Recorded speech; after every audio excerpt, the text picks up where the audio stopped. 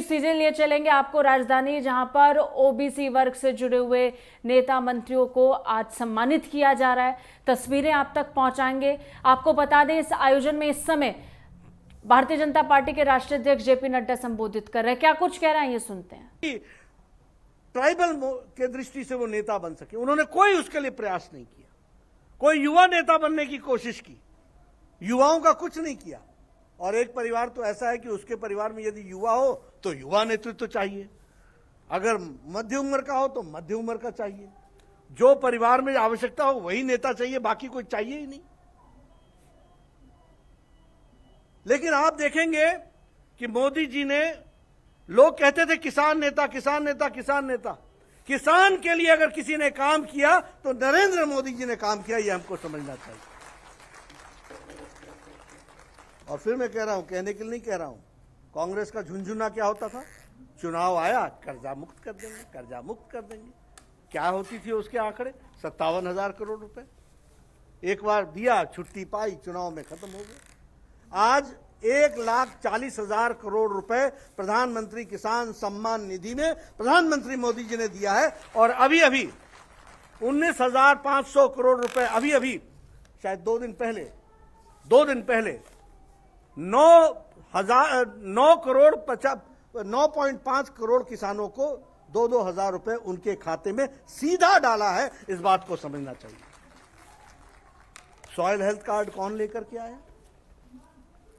नीम coated urea कौन लेकर के आया? किसान यूरिया के लिए मरता था।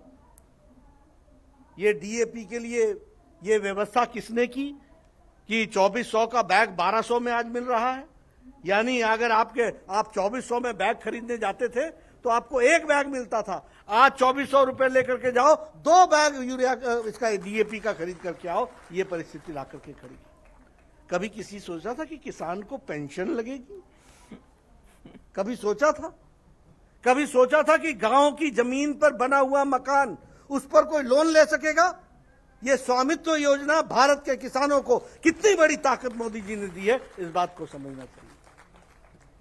अभी अभी लक्ष्मण जी ने आपको ओबीसी कमीशन के बारे में डिटेल में बताया, उन्होंने सारी चीजें आपके सामने चर्चा की है। ओबीसी मोर्चा को संवैधानिक दर्जा दिया गया। किसने मना किया था कि संवैधानिक दर्जा न दिया? क्या कर रहे थे आप? क्या ऐसा शासन चला रहे थे? और जब संवैधानिक दर्जा दिया गया तो लोकसभा में विपक्ष में कांग्रेस ने इसको अपोज किया। इस बात को भी समझना चाहिए। इतना ही नहीं, राज्यसभा में पहले सिलेक्ट कमेटी में भेजा और सिलेक्ट कमेटी से लौटने के बाद फिर विरोध किया। उसके बावजूद जब हमारी राज्यसभा में संख्या हुई और हम सामर्थ्यवान बने आप लोगों के आशीर्वाद से, तो संवैधानिक दर्जा मिला है। इस बात को समझना चाहिए।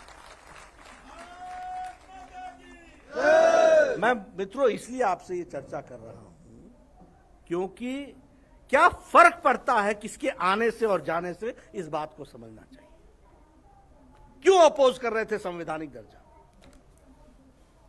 क्यों उस पर संवैधानिक दर्जे के माध्यम से लोगों को न्याय मिले, इसमें रुकावट रोड़ा क्यों बन रहे थे? केंद्रीय विद्यालय में 27% का आरक्षण मिल सके हमारे बच्चों को, इसमें कौन रुकावट ला रहा था? विश्वविद्यालय में हमारे प्रोफेसर्स को आरक्षण मिल सके, इसमें रुकावट कौन ला रहा था? क्रीमी लेयर का स्तर 6 लाख से बढ़ा करके 8 लाख किया, ये पहले आपको क्यों नहीं ख्याल आया? नीट में पहले तो नीट किसने लगाया? मोदी जी ने लगाया। और नीट में ओबीसी को आरक्षण हो, यह भी व्यवस्था की है तो नरेंद्र मोदी जी ने की है। इस बात को हमको समझना चाहिए।